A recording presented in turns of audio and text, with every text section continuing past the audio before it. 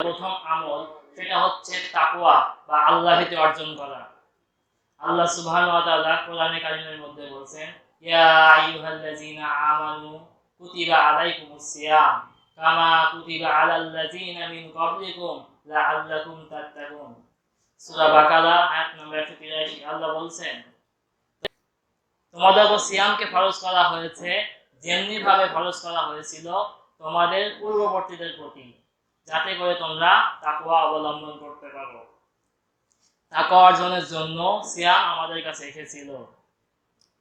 আল্লাহ তাআলা কোরআনে কারিমে তাকওয়ার ব্যাপারে বলেন, ইয়া আইয়ুহাল্লাযীনা আমানুত্তাকুল্লাহা হাক্কা তুকাতিহি ওয়া লা তামুতুন্না ইল্লা ওয়া আনতুম মুসলিমুন।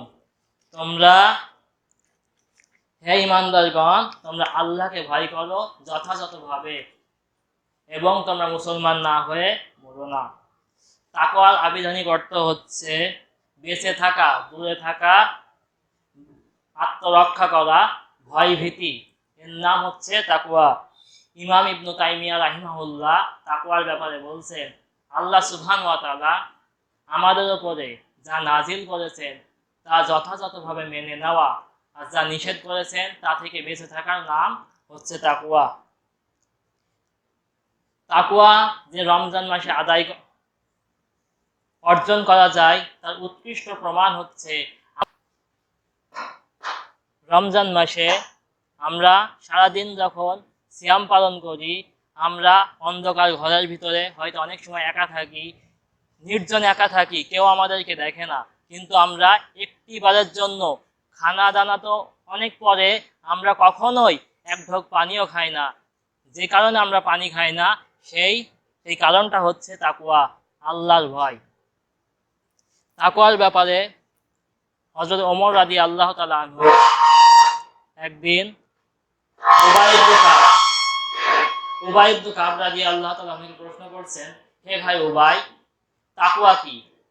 তখন উবাই ইবনে কাব রাদিয়াল্লাহু তাআলা আনহু বলছেন, হে ভাই ওমর, তুমি কি এমন রাস্তা দিয়ে কখনো চলেছো যে রাস্তাটা সরু রাস্তা এবং যার দুই সাইড দিয়ে কাটা দেওয়া কাটাযুক্ত গাছ?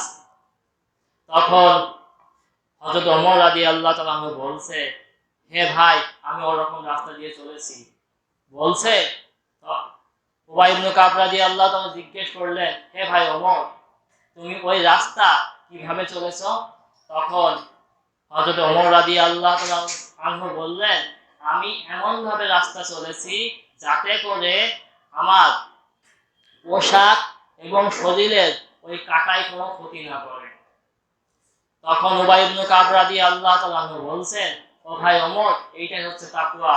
যেমনি ভাবে ওই কাটা থেকে তুমি তোমার শরীরকে বাঁচিয়েছো, তোমার পোশাককে বাঁচিয়েছো, নিজেকে পাপ থেকে ওইভাবে বাঁচিয়ে রাখার নাম হচ্ছে তাকওয়া। তো আল্লাহ সুবহানাহু ওয়া তাআলা রমজান চলে যাওয়ার পরেও আমাদের এই তাকওয়ার উপরে টিকে থাকা তৌফিক দান করুন। পড়েন আমিন। দ্বিতীয়